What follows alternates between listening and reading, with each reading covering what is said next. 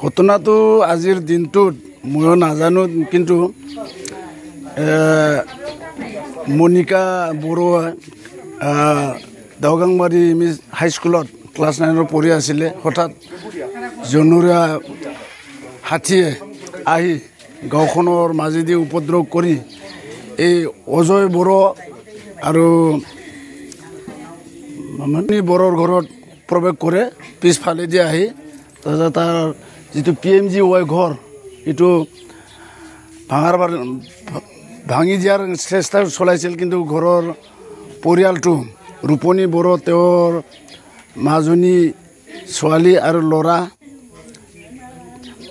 পলাবলৈ চেষ্টা কৰোঁতে পিছফালৰ পৰা এটাক কৰি ৰাস্তাৰ মাজত বাগৰি মাৰি পেলালে। এইখিনি জানো আৰু আমি। এইটো ঘটনা হৈছে 12টা বজাৰ ৰাতি। বড়োৰ ছোৱালী আছিলে, এখেতে দাউগাংবাৰী হাইস্কুলত ক্লাছ 9 পঢ়ি আছিলে।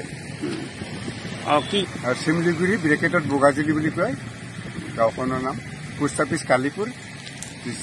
আমি তাৰপিছত থানালৈ ফোন দিলে আৰু ফৰেষ্টকেইটা গৈছিলে।